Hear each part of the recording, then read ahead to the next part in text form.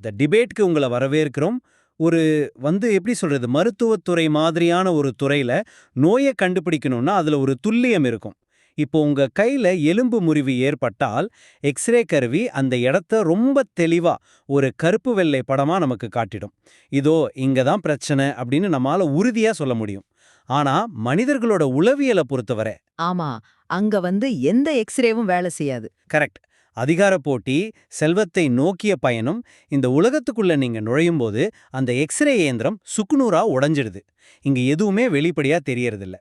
மனிதர்களோட உண்மையான நோக்கங்களும் அவங்க மனசுக்குள்ள இருக்கிற பொறாமையும் எப்போதுமே வெளியில தெரியாத ஒரு இருண்ட பகுதியாவே இருக்கு. இத புரிஞ்சுக்கத்தான், அதாவது 500 வருஷங்களுக்கு முன்னாடி நிக்கோலோ மக்கியாவெல்லி அப்படிங்கிற அறிஞர் 9 ரகசிய விதிகளை எழுதினார்.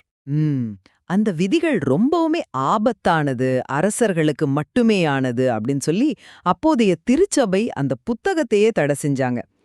பாத்தீங்கன்னா, ஏழையாகவே நடிக்கிறது, அமைதியா இருக்கிறது, நிழல்ல இருந்து சாம்ராஜ்யத்தை உருவாக்குறது, இப்படி பல தந்திரங்கள அவர் அந்த புத்தகத்துல சொல்லியிருக்கார். உண்மைதான். இன்னைக்கு நம்ம விவாதத்தோட மைய கேள்வி என்னன்னா, எல்லாமே வெளிப்படையா இருக்கிற இந்த சோஷியல் மீடியா உலகத்துல தங்கள பலவீனமானவங்களா காட்டிக்கிற இந்த ரகசிய உத்திகள் இன்னும் பொருந்துமா? ஆமா. அதாவது இது உங்கள காப்பாத்திக்கிறதுக்கான புத்திசாலித்தனமா, இல்ல மனிதர்கள் மேல இருக்கிற அதீத சந்தேகமா அப்படிங்கிறது தான் கேள்வி. இதுல நான் என்ன நம்புறேன்னா, மனிதர்களோட பொறாம குணமும் அதிகார ஆசையும் இந்த 500 வருஷங்கள்ல ஒரு துளி கூட மாறல. அதனால உங்க வெற்றிய மறைச்சு நிழல்ல ஒரு சாம்ராஜ்யத்தை உருவாக்குறது தான் இன்னைக்கும் உங்க செல்வத்தை பாதுகாக்கிறதுக்கான மிகச்சிறந்த வழின்னு நான் வாதிடுறேன். உங்களுடைய இந்த நிலைப்பாடு ரொம்ப சுவாரஸ்யமா இருக்கு. ஆனா, நான் இத முற்றிலும் மாறுபட்ட ஒரு கோணத்துல பார்க்கறேன். வெளிப்படைத்தன்மை, அதாவது டிரான்ஸ்பரன்சி அதிகமா இருக்கிற இந்த நவீன உலகத்துல உங்க திறமையையும் வெற்றியையும் முற்றுமுழுதா மறைச்சுக்கிட்டு ஒரு ஏழை மாதிரி நடிக்கிற தந்திரம் உங்களுடைய வளர்ச்சிக்கான கதவுகளை நிரந்தரமா மூடிடும். நான் இத ஒரு பிற்போக்குத்தனமான தற்காப்பு மனநிலைன்னு தான் சொல்லுவேன். பிற்போக்குத்தனமான தற்காப்பு மனநிலையா? எப்படி அப்படி சொல்றீங்க? ஏன்னா, இன்னைக்கு ஒரு பிரம்மாண்டமான விஷயத்த உருவாக்கணும்னா, அதுக்கு ஒரு பெரிய நெட்வொர்க் தேவை, கொலாபரேட்டிவான உழைப்பு தேவை. இத இருட்டுல உட்காந்துக்கிட்டு பண்ணவே முடியாது. அதுதான் என்னோட வாதம். நீங்க ஏன் அப்படி நினைக்கிறீங்கன்னு எனக்கு புரியுது. கொலாபரேஷன், வெளிப்படைத்தன்மை இதெல்லாம் கேட்கறதுக்கு ரொம்ப நல்லா இருக்கு. ஆனா மேக்கியாவெல்லியோட விதிகள் காலத்தால் அழியாத மனித இயல்பை அடிப்படையா வச்சு எழுதப்பட்டது. அவரோட முதல் விதியை எடுத்துக்குவோம். சிங்கமா இல்லாம நரியா இருங்க அப்படின்னு அவர் சொல்றாரு. ம். ஒரு சிங்கம் ரொம்ப கம்பீரமா வெளியில தெரியும், அதனாலேயே அது வேட்டையாடப்படுது. ஆனா நரி கண்ணுக்கே தெரியாது, அதனால அது உயிர் வாழுது. இத்தாலியில ஜவானி டி மெடிசி அப்படின்னு ஒருத்தர் இருந்தாரு. அவர் ஐரோப்பாவிலேயே மிகப்பெரிய பணக்காரர். ஆனா அவரை நீங்க தெருவுல பாத்தீங்கன்னா ரொம்ப சாதாரணமான உடைகள்ல எந்த ஒரு ஆடம்பரமும் இல்லாம நடந்து போவார். ஆமா, அவர் ஒரு சாதாரண குடும்பகன் மாதிரி தான் தோற்றமளிப்பாள். கரெக்ட். ஆனா உண்மை என்ன தெரியுமா? ஐரோப்பாவுல இருந்த பெரும்பாலான மன்னர்கள் அவங்கிட்ட தான் கடன் வாங்கியிருந்தாங்க. அதிகாரம் அப்படிங்கிறது இன்னைக்கு நாம நினைக்கிற மாதிரி சோஷியல் மீடியாவுல ஃபாலோவர்ஸ் வச்சிருக்கிறது கிடையாது. அது திரைக்கு பின்னால் ரொம்ப அமைதியா இயங்குற ஒரு விஷயம். நீங்க ஒரு புது கார் வாங்குறீங்க, இல்ல ஒரு பெரிய வீடு கட்டுறீங்க, அதை நீங்க பெருமையா வெளியில காட்டும்போது ஒரு நிமிஷம். அந்த வரலாற்று உதாரணம் ரொம்ப அருமையா இருக்கு. ஜோவானி டி மேடிசி காலத்துல அது சரியா இருந்திருக்கலாம். ஆனா அத அப்படியே கொண்டு 2026ல பொறுத்துறதுல எனக்கு ஒரு பெரிய உடன்பாடு இல்ல. ஏன் இல்ல? மனிதர்கள் மாறலையே. மனிதர்கள் மாறல, ஆனா சிஸ்டம் மாறி இருக்கு. மன்னராட்சி காலத்துல நீங்க அதிகமா வளர்ந்தா மன்னர் உங்களை வெட்டிடுவார், அது உண்மைதான். ஆனா இன்னைக்கு உங்க திறமைய நீங்க மறைக்கிறீங்க அப்படின்னா உங்களுக்கான வாய்ப்புகளை நீங்களே அழிச்சுக்கிறீங்கன்னு அர்த்தம். ஐக்கியா நிறுவனத்தோட நிறுவனர் இங்வார் காம்ப்ராட் பல பில்லியன் டாலர்களுக்கு அதிபதியா இருந்தாலும் ஒரு பழைய காரை பயன்படுத்தினாரு, எக்கனாமிக் கிளாஸ்ல தான் பயணம் செஞ்சாரு. அதுதான் மிகச்சிறந்த உதாரணமே.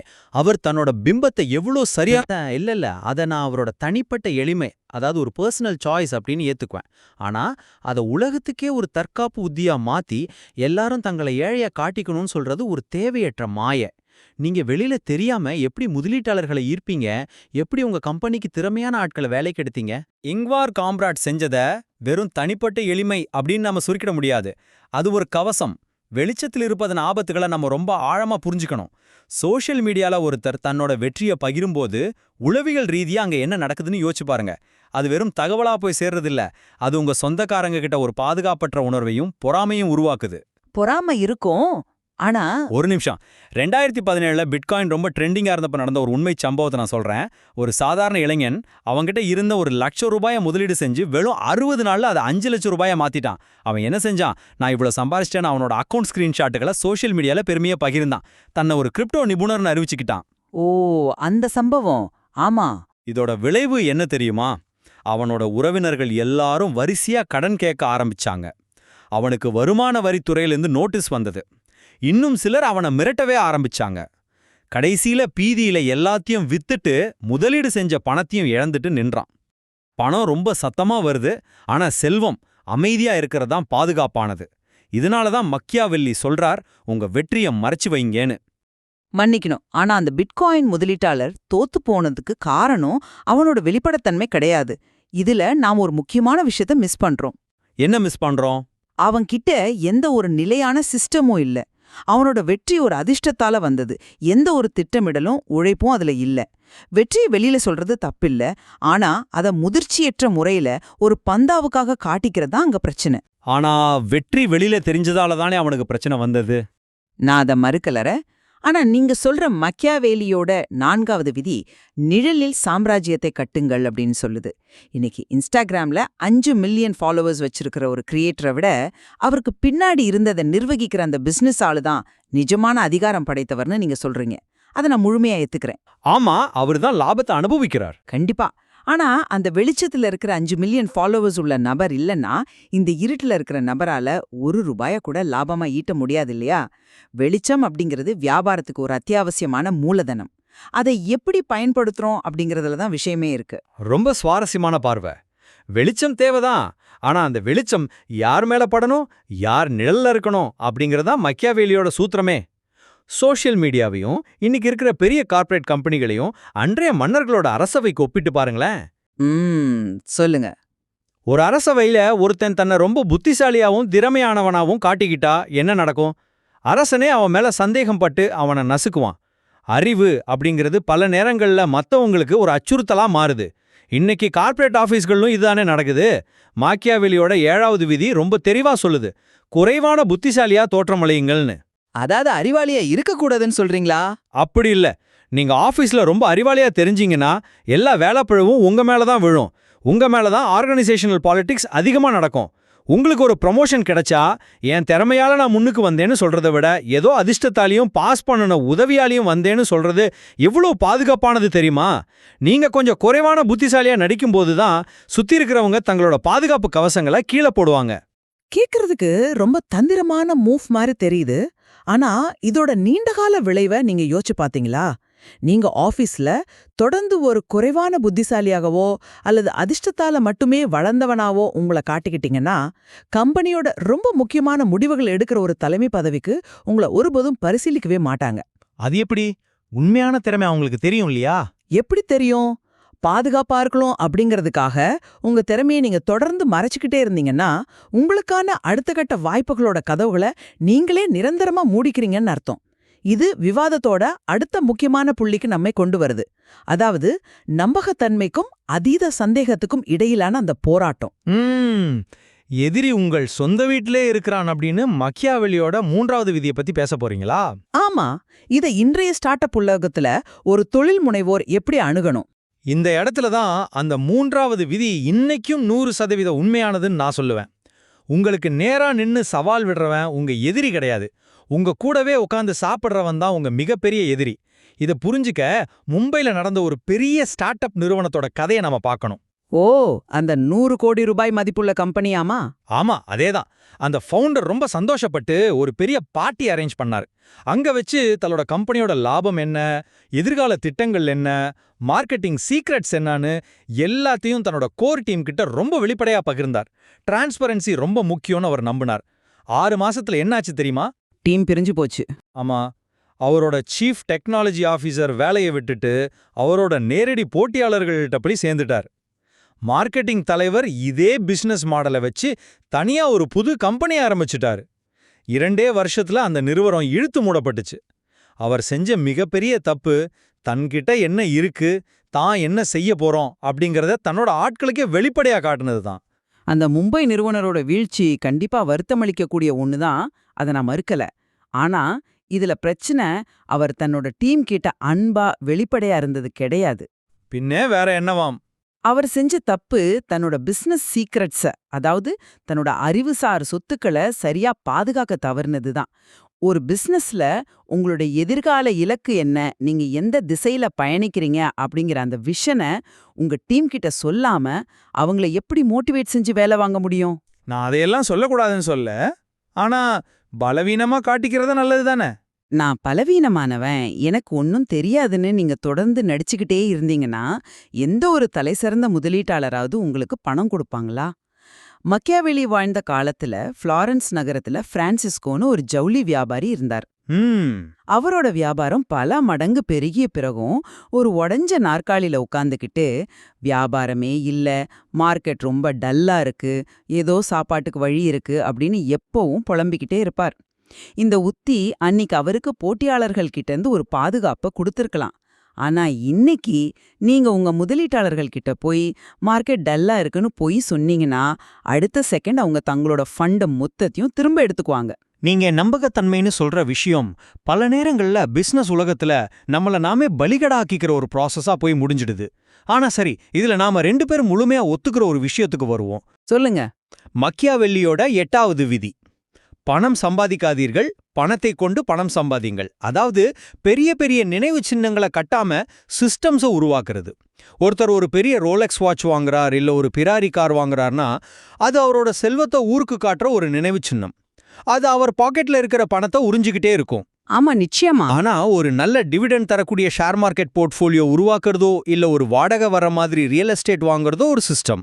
நீங்க தூங்கும்போது கூட அது உங்களுக்காக வேலை செஞ்சு பணத்தை உருவாக்கிக்கிட்டே இருக்கும். உண்மையான செல்வந்தர்கள் இதுல தான் கவனம் செலுத்துறாங்க, தங்களை நிரூபிக்கிறதுல கிடையாது. இதுல நான் உங்களோட 100% உடன்படுறேன். பிரம்மாண்டமான அரண்மனைகளை கட்டின பல மன்னர்களோட குடும்பம் 2-3 தலைமுறையில மொத்தமா வறுமையில வாடினாங்க. ஆனா வர்த்தக பாதைகளையும் பொருளாதார சிஸ்டம்களையும் கட்டுப்பாட்டுல வச்சிருந்தவங்க பல 100 வருஷங்கள் அதிகாரத்துல நிலைச்சிருந்தாங்க. கரெக்ட். மக்கியாவெல்லியோட இந்த அவதானிப்பு ரொம்ப துல்லியமானது. நினைவு சின்னம் எல்லார் கண்ணுக்கும் தெரியும், ஆனா அது உங்க வளத்தை அழிக்கும்.